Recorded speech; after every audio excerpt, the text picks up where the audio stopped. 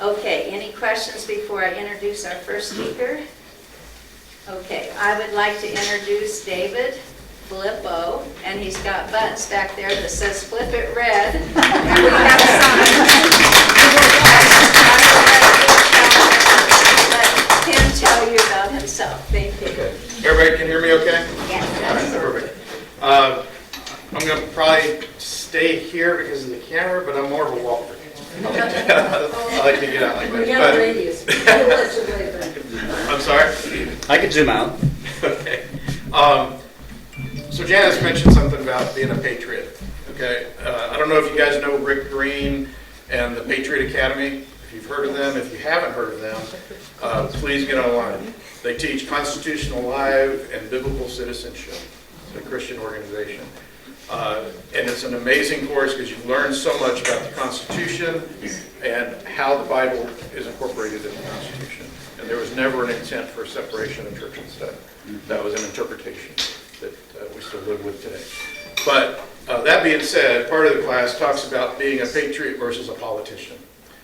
And a politician is somebody who is worried about the next election, right? They've been in forever. They've been in 25 years, like my opponent, John Lee, as a Democrat, voting to do things like raise your taxes and all the things that he's done over the last 25 years. But now he says he's against. I don't understand that. But that is a politician, right? Always worried about the next election. A patriot, and I consider myself a patriot. I'm not a politician. I think Janice said I had an hour and a half to speak. I'm not going to take it. No. Because only a politician can talk for an hour and a half. So I'm going to keep this short, and I want to open it up to questions. But my point is that a patriot is worried about the people, we the people. And he's going to go in there, and he's going to make decisions based on what's right for the country. And if that makes it so that he doesn't win the next election, then that's what it takes. And if you look at the Constitution and when it was written and the people who were in that room at the time, none of them agreed on the final words. Right? Nobody left that room happy when they signed that. But they all agreed, and it's still today the greatest document in the world. Right? Because they were able to put their differences aside and come up with a solution for our country to succeed. So that's what a patriot is. So we got to set aside the politics. I'm not going to worry about the next election. I'm going to get in there and I'm going to fix what's broken. How many in here think our country's broken right now? A resounding yes. that was probably a canned question. No, it is. I've been down to the border. 3 weeks ago I went down to the border. I saw what's happening down there, and it's atrocious. Hundreds and hundreds of people, just from Sassody, Arizona is the area that I went to. I met with a rancher down there. He's got 50,000 acres. He's got video of drug runners coming right through his ranch, right? The border is wide open. So the government's lying to you, and I'll say this on camera. The government is lying to you when they say that border is closed, because it's wide open. We know. And you go down to Arizona and you see holes in the wall that were put there purposely. The wall's not finished, obviously, and the illegals are coming straight through. There's two groups. Some of the groups don't want to be caught, so they just come in, sneak in, and then go up through the ranches. And then there's the group that want to be caught. And they'll come in, probably about 75% of those people we saw just in that 2-day period were children. Sad. 5, 6, 7 children with 1 adult. What is happening with those children? Right? They don't want to know. They don't want us to know. They don't want us to know. But what they do is they come across the border and they sit there, they build a campfire, and they just wait for Border Patrol. Because they know once they get across that border, they're going to be picked up, and they're cheering when they get picked up. You wouldn't believe the cheers that they go when they get into that van with Border Patrol. Because they know that they're just going to be processed and released. And they get to get a bus ride, and they get a prepaid credit card. I don't know if any of you guys came in from another country the legal way. I know a number of people that one can't get in because they have to prove that they can contribute to a society and all that kind of stuff. But the ones that have come in legally, it's thousands and thousands of dollars for them to get in, get their green card, go through the process, the legal process. And these people that are coming across illegally right now are just getting a free ticket. And I've talked to a lot of Hispanic No, voters. it's not free, we're paying for it. It's free to them. We're paying. But you're right, exactly. It's not free to us. I talked to the Hispanics. The Hispanics aren't even happy with what's happening, okay? They came across the legal way, and they're still trying to get their green card. They're still trying to become citizens the legal way. And these groups that have come in the last 3 years are getting those frontline ticket right off the bat. So there's a lot of people upset about the border. I was just down in the National Border Convoy this past weekend. Went down there, I gave a speech in Golden Valley, Arizona, and then I gave one down at Yuma, Arizona, where all the convoys came in. So it was a national convoy, people from California, Texas, Florida, Idaho. There was even Canadians there supporting the shut the border down. And I spoke there as well. So those are just some recent things. Let me tell you a little bit about myself. Janice, give me a warning when I'm at that 15, 20-minute thing. A little bit about myself. I'm retired Air Force, 24 years, combat commander in Iraq. I had over 1,000 airmen working for me as we crossed the border on day one, as we captured the air bases and got the aircraft set in, operating inside enemy territory before we even captured the country. Okay. I stood up to Little Air Base. I was in Nasiriyah. Some of you guys might remember the Jessica Lynch convoy. So I was there in Nasiriyah when that was going on. Then I flew up to Kirkuk, which is in northern Iraq, as we captured that base, and I got it ready. I was the logistics commander, so we had to get all the logistics in place before the aircraft could land. And then I was in Baghdad the day we captured Baghdad. So I retired as the maintenance officer up at Eielson Air Force Base, Alaska. Okay, so I say that to show you that I have national security experience. Okay, after I retired, I got hired by BP on the oil fields of Alaska to manage their maintenance. Okay, did that for 10 years. So I understand the oil industry. I understand energy, and I understand energy independence. Okay, and we need to get back to energy independence. And currently I'm a business owner. I own 2 small businesses. One's up in St. George, and then I have my finance business down in Las Vegas. Okay, so I understand what the current economy is doing to all the small businesses. These career politicians that we're going to have choices from are so out of touch with what's happening today. They may have been business owners 20 years ago, right?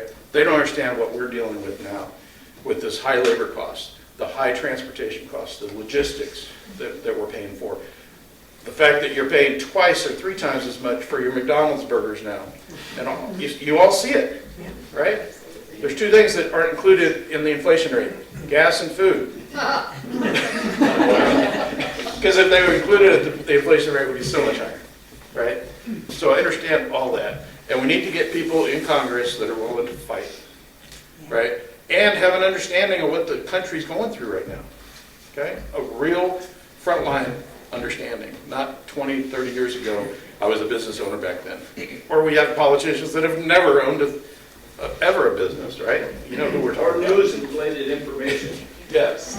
So we have to stop those politicians. We have to stop the politicians that have never worked for a living. We need to give people that represent everybody in this room, not just party elite, right? And that's what we have. I know that Janice mentioned John Lee. That's what he is. He's been a career politician in Nevada, changed parties. He and the governor are friends because they've been politicians together for a long time, and so the governor endorses him. Okay, I've been endorsed by Jeff Gosar, who's the Arizona guy right next door here, right? Jeff Duncan, and I'm working on some other endorsements. Thank you for your endorsement. The Summerlin Patriots, which are an organization just like this. They aren't tied to the Federation because the Federation comes with rules. Republican Federation. That's right, the Republican Federation. Yeah. And so you guys have a little more flexibility in what you can do. Okay. I'll give you one more example of what I do so you understand the character of my nature. When October 7th happened in Israel, you heard all sorts of politicians standing up and saying, I stand with Israel, right? Support Israel. What have they done? Okay, and I'll tell you what I did. I sent 25 tons of food aid to Israel. It showed up 2 weeks ago. It was delivered to the national food banks in Israel. I got pictures. They're on my website if you want to go see them. Okay. I got letters from the Israeli government thanking me for that. The food came from Thailand. All right, it was rice shipment. We had the food blessed by a rabbi in Thailand and certified kosher before we could pack it and send it to Israel. So that's a big logistics effort, but I'm a logistician, right? I did that in the Air Force, so I understand logistics. But we made that happen, and it had to go all the way around Africa because of what's going on in Yemen, right? So that was a little more expensive to me than I was expecting, right? But that's who I am. I'm not just going to sit there and stand up and talk and say we need to stand with Israel. I'm going to take action, just like I took action at the border. And I go down there to put my eyes on it. Just like when I flew into Iraq before my troops were put in, because I wanted to put my feet on the ground and understand the environment. Okay, I flew in with special ops, landed at Salil, it was still being under attack. But I'm not going to send my people, and I'm not going to send people that I represent into something that I don't know about. So I want to understand the border. I want to understand Israel. You got Hezbollah, Hamas, and the Houthis. And our president won't use those names attached to Iran. And this is an Iranian issue. Yes. And we all understand it. Right? They finally, after we lose 3 Americans, right? Here's what kills me.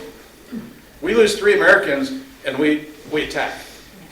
But yet the Israelis lose over 1,000 people and we tell them, show restraint. Right.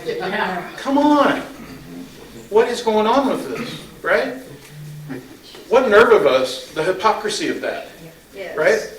We lose 3 people and by God, we're going to take care of it, okay? They lose thousands and we need to show restraint. Yes, sir. My question is why we have thousands of U.S. troops in Jordan and Syria and Iraq? What are we doing there? A presence in the Middle East, okay? And we can talk offline about this, right? Because it is strategic and there's reasons for it. If we weren't there, we wouldn't have those established bases to be able to do what we're doing right now after 167 But there days. also wouldn't be targets for Hezbollah. That's right. But then where would be? We'd be rebuilding all those relationships. So there's reasons, strategic reasons, that we're all over the world already, right? So, but thank you for that. Do you want to go to war with Iran? Do I want to go with war with Iran? No. Did Trump want to go to war with Iran? No. What did Trump do? He took out Soleimani. People were going, oh my God, it's going to be World War III. What did the Iranians do? Nothing. They backed down. All right, these are countries that only understand force. I'm sorry. They are not normal countries, right? They are not us going against Canada or even Mexico, right? They only understand strength.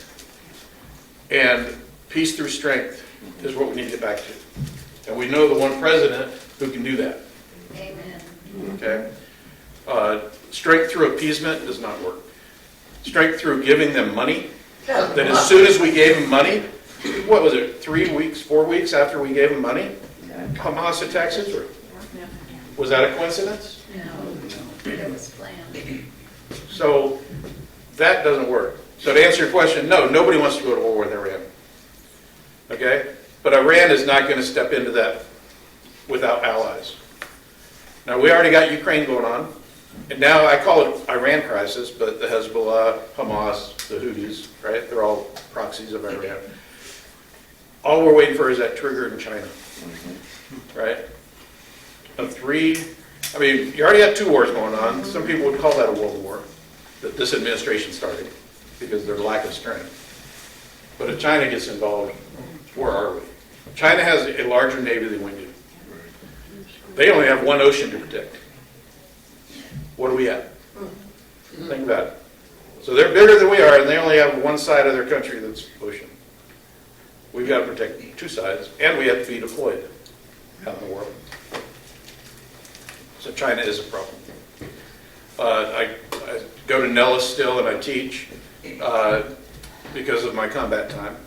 And I'm involved in some of the planning on the unclassified side of what's what we're planning right now. The Indochina theater is what we're preparing for.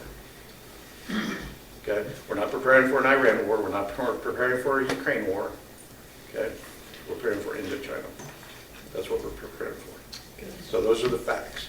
And this administration does not understand it. So where am I at, Janice, on time? You're fine. Yes, sir. What do those Democratic generals think of all this stuff? Yeah. So we have a portion of our force that's woke. Would you agree? They look like it when they dress up. It's the guys under control.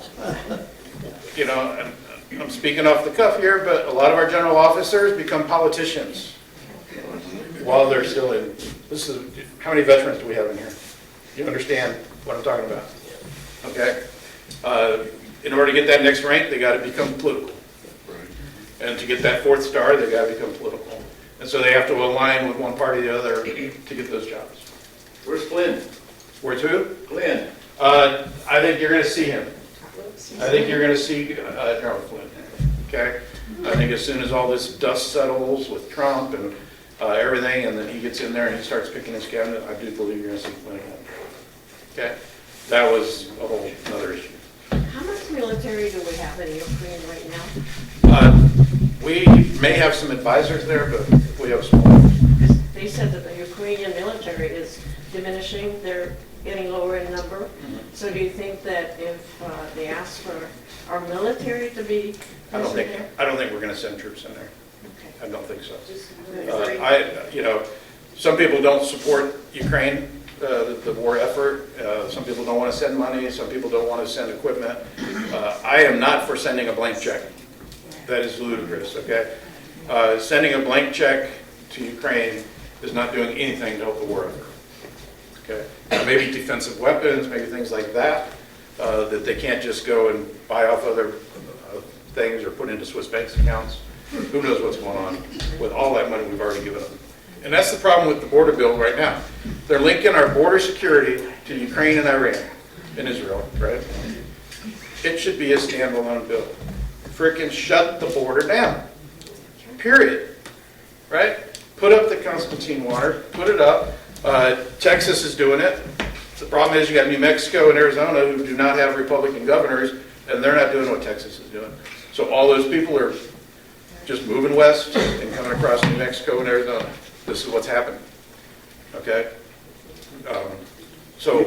We don't need any more laws, too. It's ridiculous. We have laws. Let's Just enforce what we have, Yeah. right? Let's enforce the laws that we have.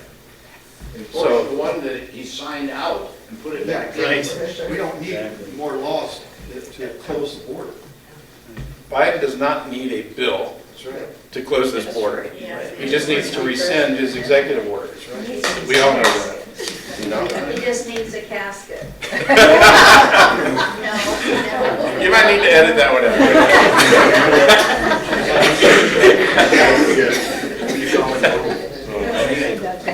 No, it's true.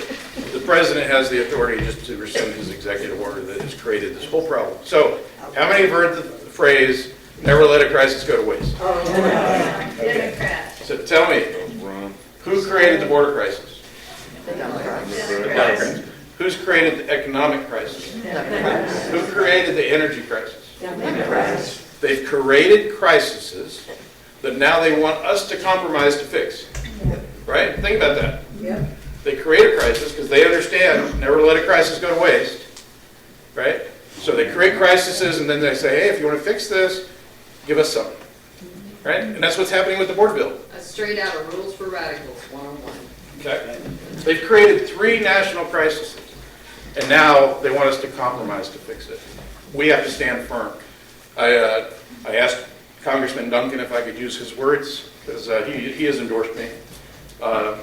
And I said, I sent a text today, I said, please don't compromise on the border. And he said, my answer is, hell no. And he said, I can quote him. Okay? The House is standing firm. It needs to be a standalone bill. But we don't even need a bill. Right. We have to enforce the laws that we have in place, and Mayorkas is a criminal. Right? And now we can't even agree on whether to impeach him or not. We got 2 Republicans, I think, that are holding out. Yes, sir. Tell me what your strategy is to win this election. So I got to win against 2 Democrats, in my opinion. I got to win the primary against a lifelong Democrat politician. How are you going to do that? How am I going to do that? This room right here. The rurals have enough votes. Janice said it, there's 8,000 votes here in Mesquite, okay? What she's not saying is that how many nonpartisan voters are there here in Mesquite. Let me introduce you to James Snow back here. He lives here in Mesquite. He's the campaign director for my campaign up here in Mesquite. Okay, so he's going to organize you guys, whoever wants to volunteer, to do door knocking and all that stuff. Okay, so talk to him afterwards so he can have your information. Okay, so how am I going to do it? 1, the party is going to be door knocking and getting the 170,000 voters, Republican voters that did not vote last election. We lost 4 races, a Senate and 3 congressional races by less than 10,000 votes, right? And we had 170,000 Republicans that decided not to vote. When we poll those people, the reason is, well, the Democrats are going to cheat anyway. What's the point, right? The elections are rigged. We can't take that attitude. And you in here, patriots, need to knock on your neighbor's doors, and you need to change that attitude. That's how we win, all right? So we have to get out. We have to get the nonpartisans registered as Republicans. I'll tell you right now, the DMV, when people move here, right, some of you guys have probably experienced this, are trying to push people to a nonpartisan check mark, right? I've heard it from a number of people. Okay, that way we don't see them. We don't know who the Republicans are, and they're nonpartisan. And then they can't. Then they find out that they can't vote in the primary. I win the primary by getting those guys re-registered as Republicans, and there's a lot of them. A lot of them came from California, right? And they're Republicans. They are. They just registered nonpartisan because that's what the DMV kind of pushed them towards. This is really happening. So I think you've heard that too. Even if they tell them that they're a Republican, they still put them down, they switch them. So you always have to verify. You always need to verify after you've been to the DMV or any time before the election that you really are That's been in effect for probably registered. 6 or 7 years. That's right. So we have a lot of nonpartisan voters out there that we haven't tapped into for the primary vote. Because we try to focus on the primary voters, people who have voted in primaries before, tend to vote in primaries again. Okay? How I beat John Lee is we get out and we knock on doors. So when you knock on the doors and you got a minute or less, what do you say? Exactly. Hey, I'm here to represent David Flippo. Do you know about David? Then you have a conversation. Okay? Whatever that is. They may say, oh, I've heard of you. Okay? Why am I better than John Lee? Okay? And are you a registered Republican? And if you're not, here's a QR code. They can scan it, and it takes less than 2 minutes to change it on the website. That's why James is here. He can help guide you through all that. So please get with him. Okay. But then how do we win the general? Right? So now we get past me beating one Democrat, and I got to beat another one. If you compare those 2 guys, they were on the Senate together. This is a fact. They were on the state Senate together, Horsford and John Lee. John Lee had a more liberal voting record than Horsford did. That's terrible. But all of a sudden he's a Republican. Okay. We have to get that message out. Okay. All right. So that's a little bit about me, a little about what I stand for and who I am. And I know you've been asking questions, but I'm getting the 5-minute signal, so what other questions? Yes, sir. You've got one group that you're going to be running against, and that's the media. Not only the media, we've got the culinary union. Okay, the culinary union is a big block of door knockers. And they get paid to do that. They're part of the union, and then they get paid to do that. They go out there, and they go on the buses. And they talk to people on the buses. And if they haven't voted yet, they go, hey, let's get off at the next stop and go vote. This is the culinary union are doing this. The media, for this type of election, not so not so terrible. Presidential, Senate races, like Stephanie talked about, those are bigger because they have bigger money, bigger media budgets and stuff like that. Okay, I'm going to need about $4 million to win this race against Horsford. Horsford spent $9 million last time to win his 2-year job. Sam Peters, who has endorsed me, ran last time against Horsford. Sam Peters spent $3.5 million and almost won. We know we can beat Stephen Horsford. Okay. What we need to do is get those 170,000 Republicans to vote. That's how we can beat them. Is that for the whole state or just Clark County? That's the state. That's state. So, but my district goes from North Las Vegas all the way to here. It takes Pahrump. I have Pahrump, and I go all the way to Yerington, almost to Reno. That's my district. Who drew that?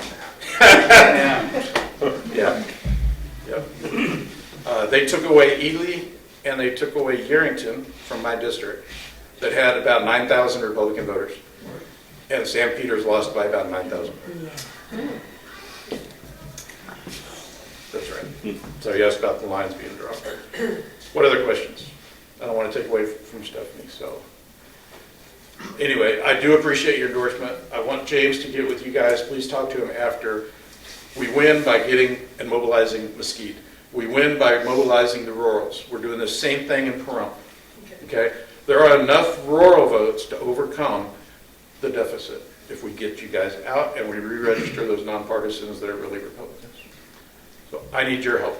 I can't do this alone, right? There's not enough time. I've been running for a year and there's still not enough time. I get 2 years to run for this race in this office, and I've been doing it since the beginning. John Lee just got in. My total fundraising is about $730,000 right now. John Lee's total fundraising is about $120,000. So I've out fundraised him $620,000. Wow. For a guy who's been a politician for over 20 years, who should have lots of contacts with the established elite, and he has the governor's endorsement, and he can only raise that much. Yeah, that's still. Okay. So, any other questions? All right. Yes, ma'am. So what is your position on how we handle the mental health and drug addiction problem? You're talking about homelessness? Everything. Everything, yeah. Well, first, we shut the border down, and we can help with some of that drug problem. Another thing I didn't tell you about myself is I go on Saturdays, and I help the homeless. I go into the tunnels of Las Vegas. Noah goes with me. I have a team that goes. We work with Shine a Light Foundation down there in Vegas. So we go and we talk to the homeless, okay? When they make the decision to come off the street, and usually it's something that's happened to them, like a flood, right? And then they're like, I can't take it anymore. Then we can help them. The problem with the government tries to take them off the street, and it doesn't work because they aren't ready. But when they're ready, they get with us and they get off the street. Shine a Light operates on a $350,000 budget a year. They're a nonprofit, okay? There's a state agency, government agency, that gets $6.5 million, and they get fewer people off the streets than Shine a Light. Why? Because they have cars, they have positions, they pay administration, and they pay all this overhead to try to get maybe 100 people off the street. $6.5 million compared to 300,000. That's why the government is not the answer. Right. We have to go lower government, let the local community take care of things with nonprofits and foundations and churches. All right. Janice, thank you. Any other? And thank all of you. Appreciate it.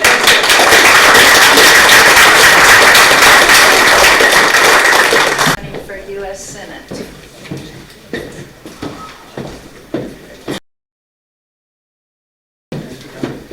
Thank you, Janice. Mesquite Patriots, how are you guys? It's good to be back in Mesquite. I've been up here a few times, but I've not spoke to your group, and I'm so glad that Janice reached out, and I'm glad that you were having everybody, because a lot of these clubs, they only focus on one, and people don't get to see who else is running in the race. So I appreciate the opportunity.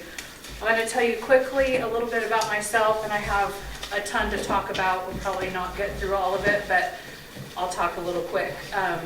I was born on the East Coast and grew up on the West Coast, and I grew up in a small country town in southern Oregon.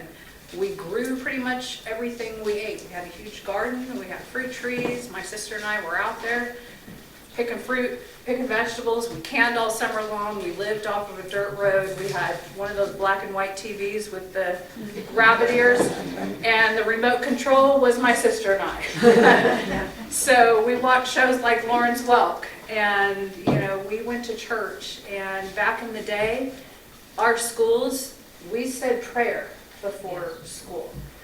We said the Pledge of Allegiance, right? One nation under God. And we have gotten so far from that in this country. We need elected officials that are God-fearing people so that we have a compass of where we're focused, and we have just destroyed Jesus and God in this country. And I'm sad about that. But I'm a woman of faith, and it means a lot to me. After Oregon, we moved to the Bay Area. We got a remote control, for real. We got a voice recorder, an answering machine, and we just thought, my goodness, California has everything. We didn't have anything in Oregon. But anyway, then I found my way to Santa Barbara. I went to college there, and I started working for a real estate developer for a part-time job while I was going to school. After I graduated, they had bought some land in Las Vegas, and they needed to open an office there. And I said, well, I'll go for 6 months, and then I'll go back to California and do what I was going to do. 30 years later, still in Las Vegas, still in real estate, and I have always loved the real estate business, and I love the people, because every deal is different. I learn something on every deal. And I just love that, and that's what makes this, being a political candidate, and this whole experience great, because I get to meet so many people on the campaign trail, and that's what it's about. It's about we the people. So I got my broker's license in my late 20s, gosh. I started my own company 19 years ago. And I have 2 kids. They are 19 and 22. They are on the back side of that handout that you have. My son serves the country, and he intends to go infantry after he graduates. He wants to be a Green Beret. So my kids are very successful. They graduated with honors. They were athletes. They are Christians, and they are Republicans. And they are my greatest achievement and success. And even if I were president of the United States, they would still be my greatest success. But I got into politics in 2020 when COVID hit. Everything they did to us was un-American. And I didn't recognize the country I was living in. So I thought, you know what? I've got to jump in and do something about it, because I'm a fighter. I'm strong. I have the stamina. And God gave me a servant's heart. And we don't have public servants in Congress.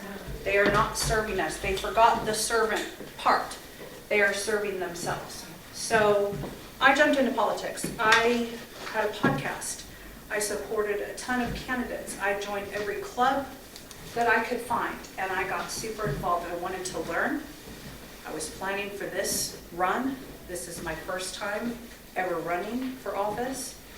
And I just think it's very important that we get people in office who are not establishment candidates, who are not bought and paid for. We need people that are Nevadans, because we have way too many carpetbaggers that come into our state and they're looking for a seat, and they're, again, serving themselves. So I have been here over 30 years. I have a vested interest in this state. I have a dog in the fight. And I want to represent we the people for the right reasons.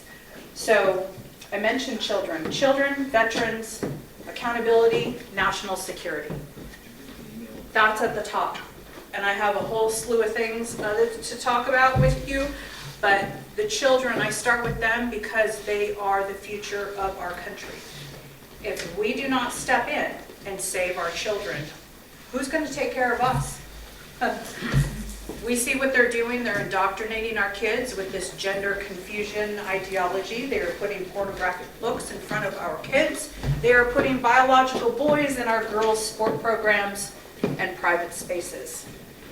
With me, I would not allow any federal dollars to go to schools who do teach CRT, who put boys in girls' locker rooms, bathrooms, who have vax mandates, mask mandates, because all of that was unconstitutional. They don't get to tell us what to do. They don't get to tell us you have to give an experimental drug to your children. This was not a vaccine. It was an experimental drug. Amen. Right? They just called it a vaccine. And they just snowed everybody. And people are going, I couldn't believe how many people went along with this.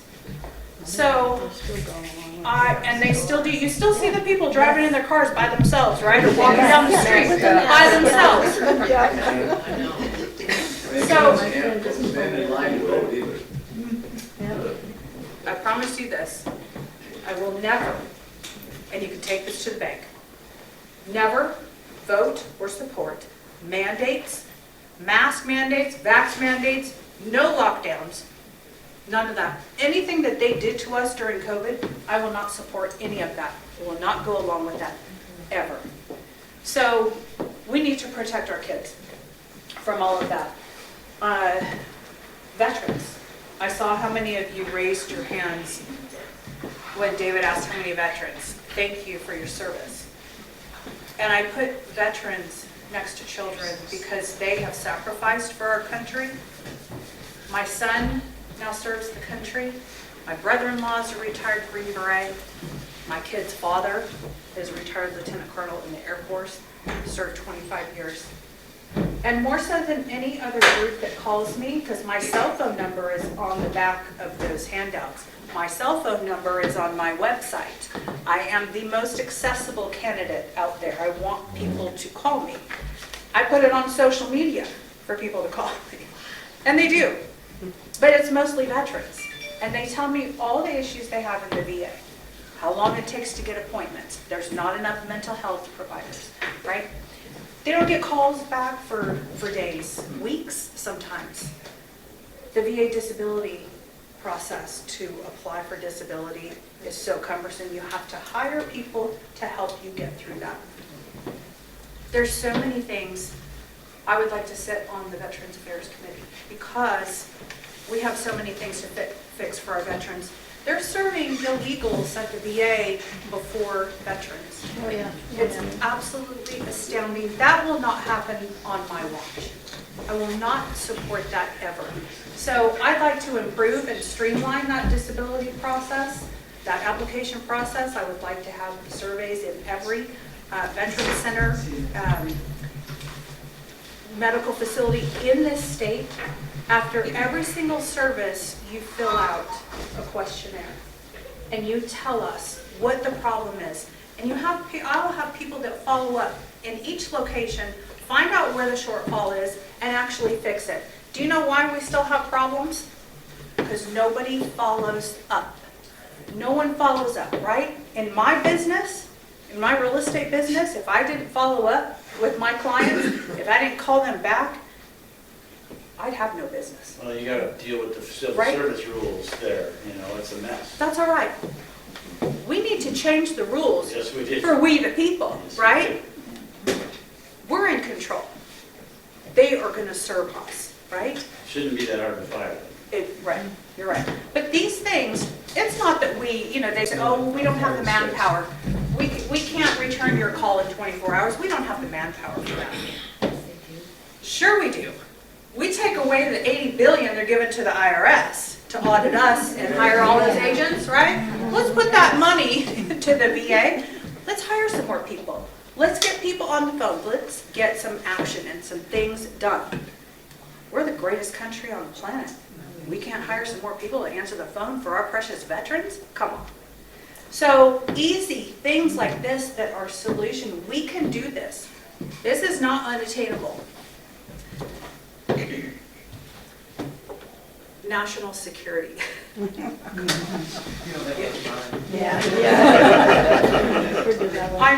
I know we talked about the border, and the language in this new border bill I don't know if you guys saw this, and finally, Mitch McConnell came out this morning and actually is, not going to support it.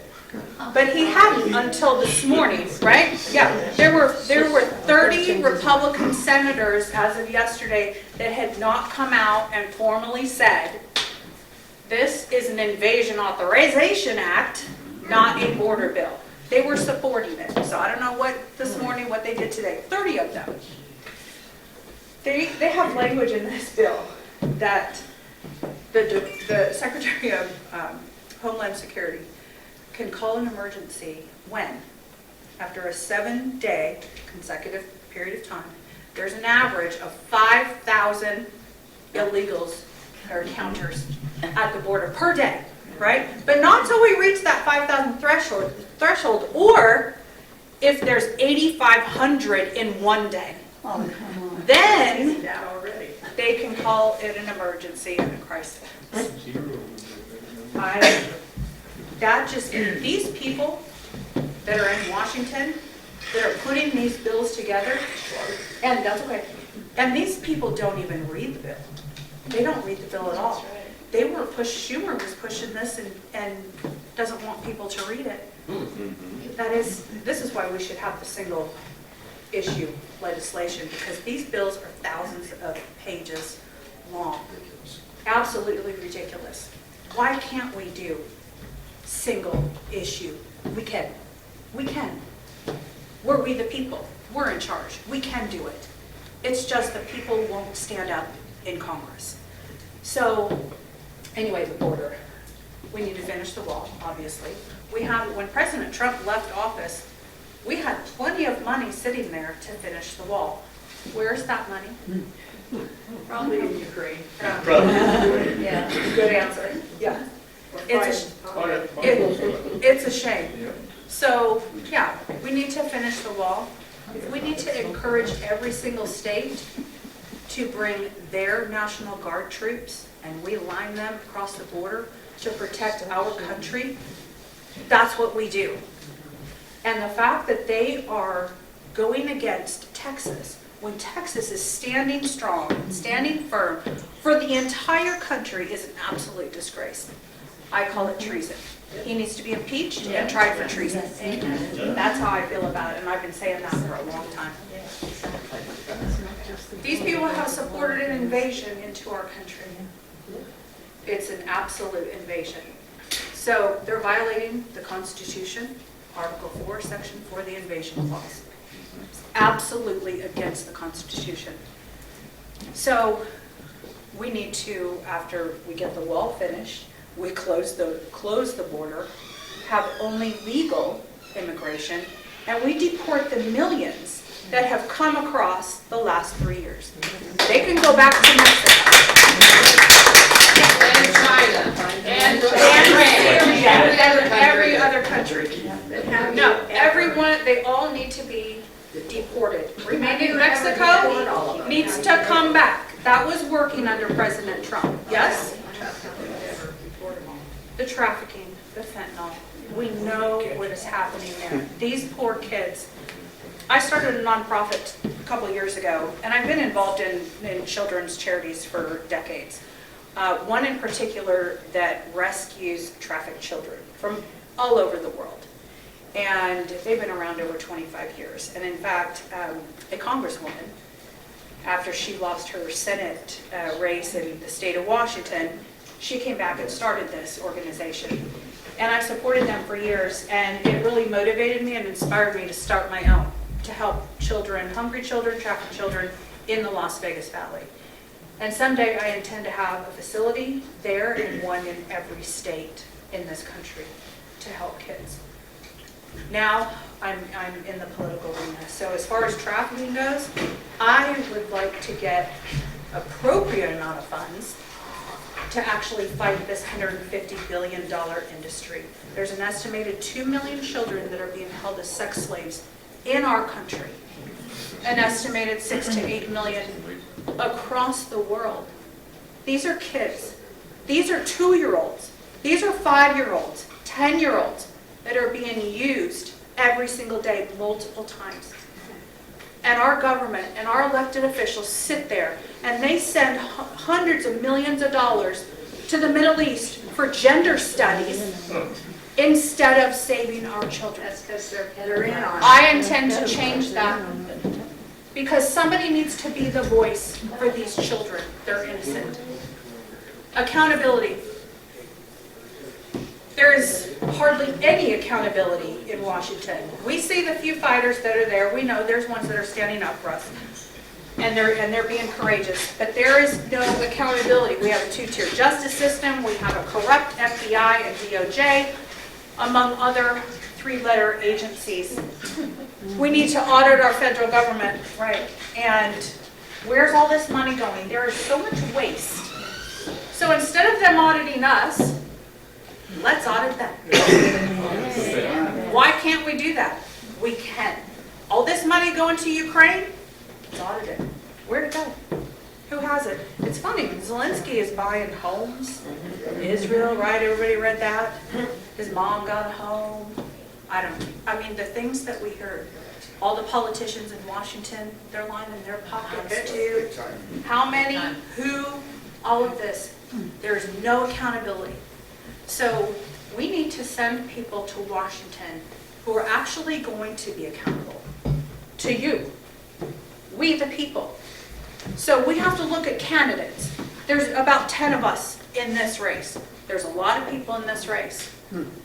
If you boil down every single candidate and you look at their motivation for running, you look at their background, do they have roots in Nevada?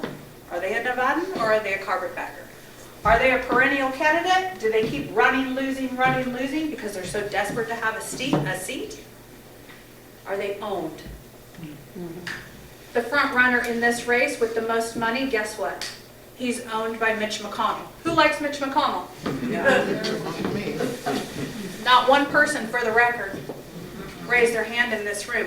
Everywhere I go in this state, it's the same answer. So when you have a candidate that is backed by Mitch McConnell, of course they're going to get all the money in the world. But guess what?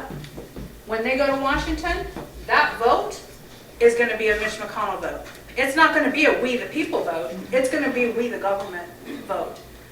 So until Nevadans stand up and say, you know what? We're not going with the establishment candidate. We're not going with the one we're being told to choose. Mitch is telling us to choose. When I was in DC last May, I sat with the NRSC. Steve Daines is the chair of the NRSC. He refused to meet with me. They had already chosen Sam Brown months before that as their candidate. So that was very clear when I was there. So not only am I fighting big dollar donors, I'm fighting the establishment. I'm fighting people in our own party that are part of the establishment. They want control and they want the power. They want their candidate to toe the line of narrative for them. So I say to Nevada, we keep losing. We see what their strategy has been, right? We've seen what they've done over the years, and we keep losing. So until we stand up and do something different, we're going to keep losing. We need a fresh face. We need a political outsider. We need somebody with roots. I'll get to you in just a second. We need somebody with roots in Nevada that has a dog in the fight that's going to fight for we the people. That is me.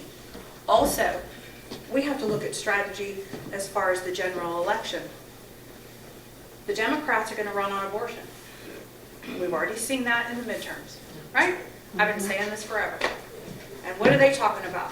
Oh, they're scaring all these women across the country.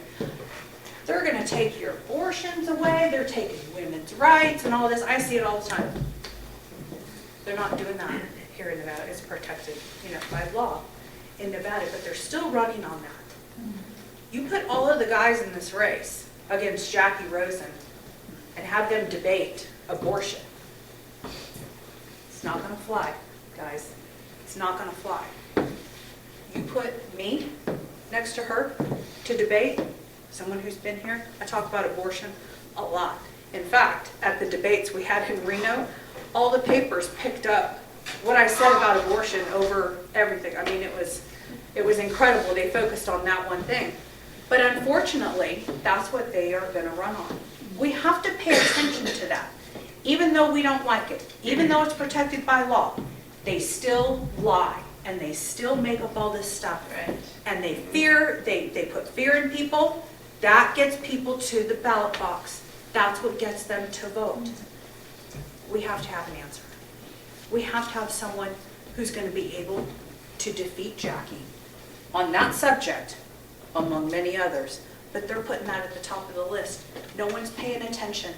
We lost our shorts in 22 because of abortion, right? It was a disgrace. There's no reason for that. We got to get the right candidate through the primary who's going to stand up to you and be able to beat the incumbent. I didn't get to climate, World Economic Forum, Ukraine, Iran, China, the UN. You go, girl. I mean,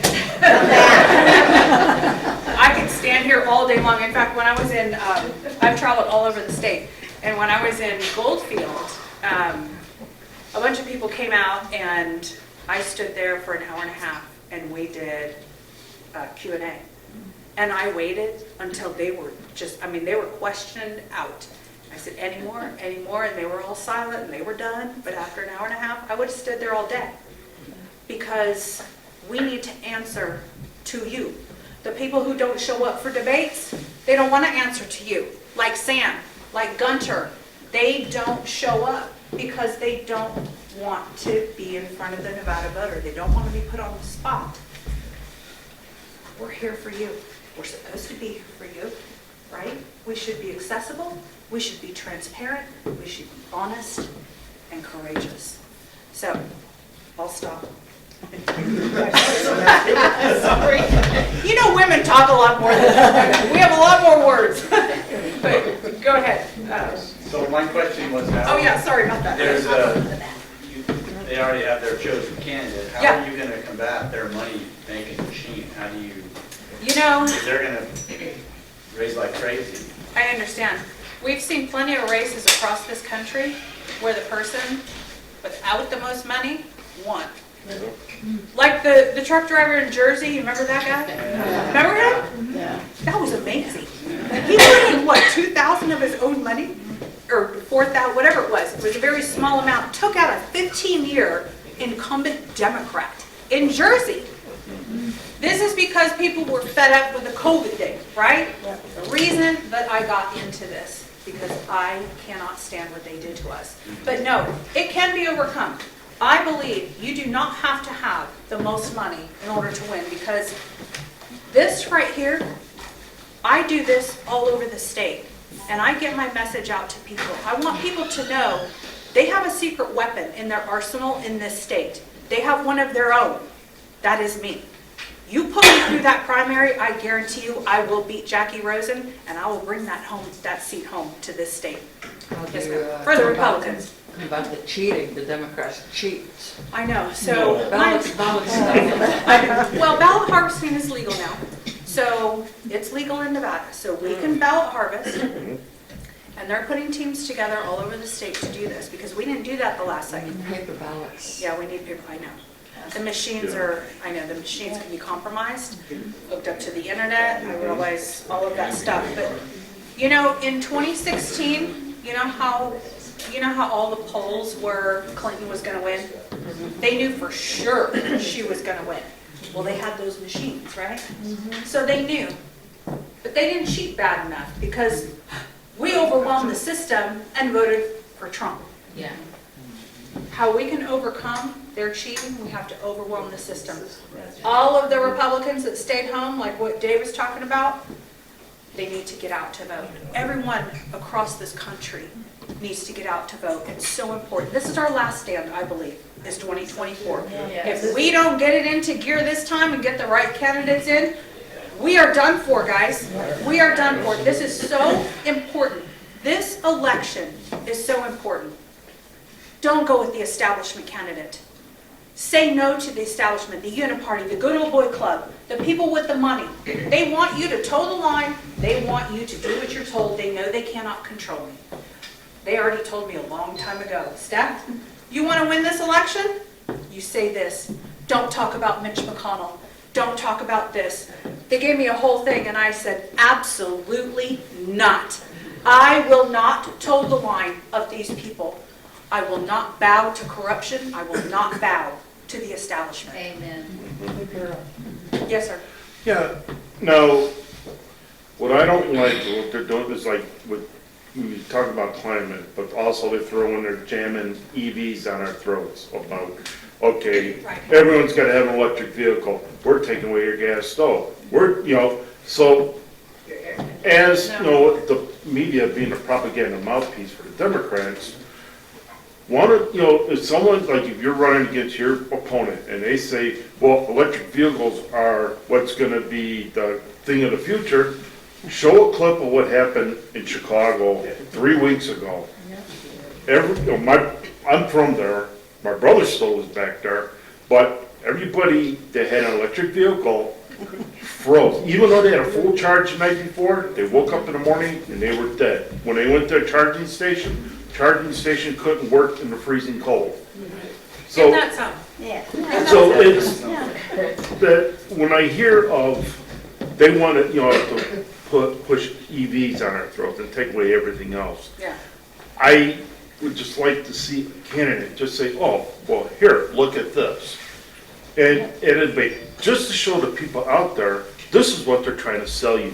Right. And if this is what you want, hey, go ahead. But why, we don't want to give up our fossil fuels. So, under the guise of climate crisis, this climate, I think they manufactured this climate crisis. There's no climate crisis. They want to push their agenda on the American people.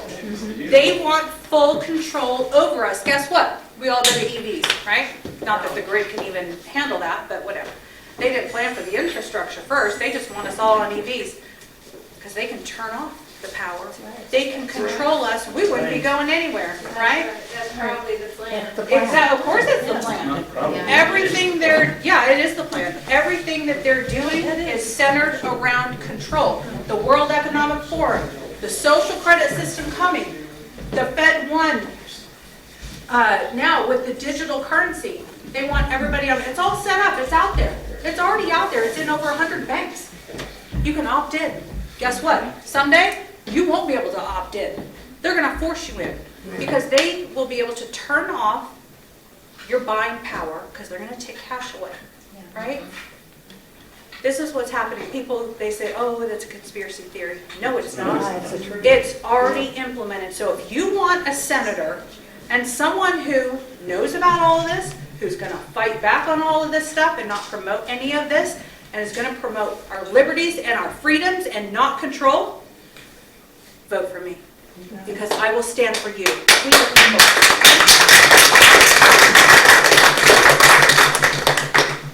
Anybody else? I can talk forever. Yes, sir. So after 18 years in Washington, D.C. as a civil servant, and I did fire 5 of my employees, by the way, so it's not impossible to do. At one point, my business card read Executive Office of the President, Presidential Personnel of the White House. So I've been sitting here listening to David and you, and I asked him a question about what's your strategy to win. So I liked what he said about you got to counteract in simple terms for the guy sitting in the apartment over here that doesn't come to this meeting but may see the commercial on TV where the commercial said, the lady says, I could get an abortion until President Trump overturned Roe versus Wade.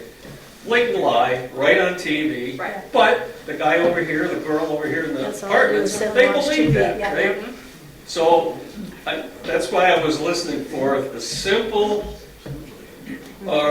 commercials, rebuttals, what you would say or how you would present yourself. And, it was great what you said, but I liked Governor Youngkin's commercials. He did 2 things, right? He hit on the economy and he hit on education. That was it. All of his commercials are about that, turn the blue state red, at least in the governor's office. I thought that was perfect strategy. So, you know, that's where both of you kind of need to go, in my opinion, from where I used to sit. As far as abortion goes, if you guys pull up the debate, did anybody see the debate on redmove.org we had in Reno, the U.S. Senate debates? No. I would encourage you to get on redmove.org and look up that Senate debate. And my answer to abortion in that debate, we all gave an answer. They lied. First thing I said is all those commercials were an absolute lie. The way we get the word out is people like you, multiplied times thousands. People like you. You guys go to your neighborhoods, just like Dave said. We have to spread the word. And that is the only way that this is going to be successful. I am a grassroots candidate. I am a new candidate. People in this race, they have run multiple times and lost multiple times. No one in this race has held office except for one person, and that was an assembly seat here. I encourage everybody, get on my social media, share my stuff if you're on social media, make phone calls, sign up to volunteer, take my yard signs home, take my literature home, canvass your neighborhood. I will come to your neighborhood for a meet and greet, organize a fundraiser, donate. There are so many ways to be involved, so many ways to get the word out. And until we as Nevadans stand up for our state and say no, establishment, we're not putting your candidate through. We're not going to go do this over and over again, because if we keep losing, we're going to do something different. We're going to have Stephanie Phillips stand up for us because she is one of our own. She is going to fight for us.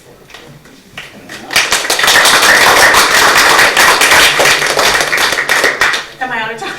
Sorry, Janice. Any other questions, Stephanie? I just had a comment.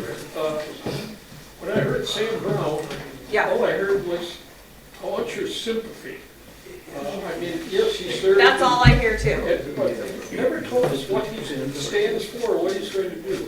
Well, that's everybody says that going around the state. And, you know, I don't usually bring him up. The reason I bring him up is because Mitch McConnell owns him. And he's simply going to be a puppet for Mitch. However, he's got all this money from all these senators, from all these people. And if you know, there's a mega donor out of Incline Village, gave him $2 million. I mean, there are people, but that's because of these endorsements that he has. So until we say we've had enough and we vote for somebody different and we spread that word, we're going to have the same thing. And it's a shame, because he'll never beat Jackie, ever. He will never beat Jackie. He doesn't have the experience, doesn't have the life experience. He's way too young. And when you get, I'm 51, and I've had a career in I've served people, I have negotiated for them, I have represented them. It's all I do in the real estate business, and I take very good care of my clients, and I advocate for them. I serve in all these nonprofits I'm involved in. That's what I do. But I'll stick around after. Yes, ma'am. I notice that everybody in here is very, very optimistic that we're going to get our president back. Yes. However, that's not a guarantee. No. So what is the alternative plan if all these lawsuits and everything go through? Where are we going to fall back? Here's the alternative plan, is that we keep control of the House and we take back the Senate. And we need people like me in the Senate who's actually not going to sell you out every chance they get, because what we see from our senators, they have sold us out. And so many of these rhinos and so many of these leftist Democrats, they sell us down the river. So until we overhaul the system, until we take back our Senate, and we've got to keep the House. That is super important. We need people like David, because we have to keep control of that House. We have that, then we can stop some of this nonsense that they're doing. Well, who's going to be the president that's going to oversee all this? If Gosh. Trump doesn't get You it? know, honestly, I don't know what that is gonna look like, and I don't think Biden is actually gonna make it all the way. I think Well, I he'll don't probably either. install someone else. President Trump is going to be our president, and the reason I'm optimistic, I'll tell you why I'm optimistic, but God. Yeah.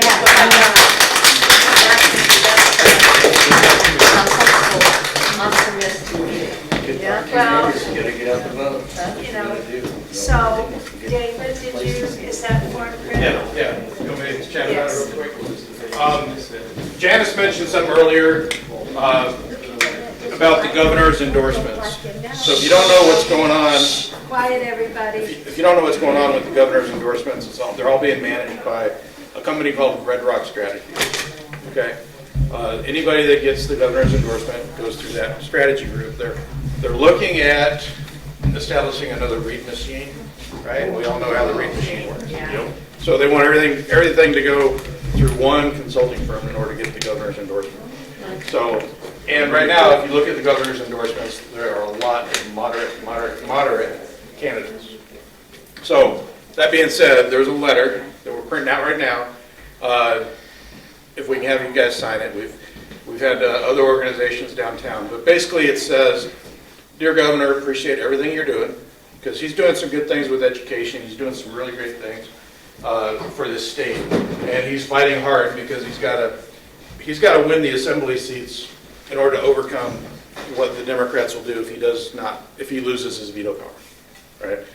He's one vote away from losing all his veto power, and if he loses that veto power, those 75 bills that were vetoed after session, they all come back on the table first thing, this next session.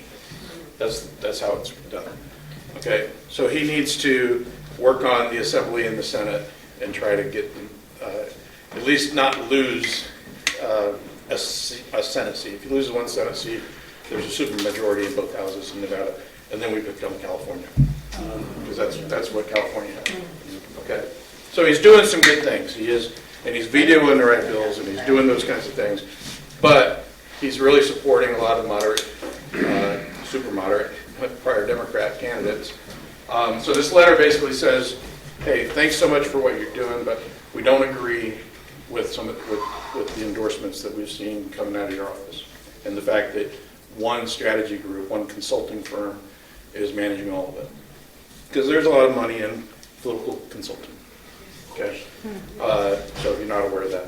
So anyway, if you're willing, it'll be like the Constitution. I think we're just going to sign our name on it, you know. So you can either do Jan Hancock or you can make a scribble. Depends on how committed you are. But we're going to send that letter to the governor just to let him know what your opinion is of the candidates he's endorsing. Okay. So I just want to remind everybody, we run by donations only, so please donate in the donation jar if you can, because we do have expenses that we have to pay for. And I want to thank everyone for coming, and come to our next meeting. Hang around, talk to the candidates. They have signs and flyers, so thank you for coming.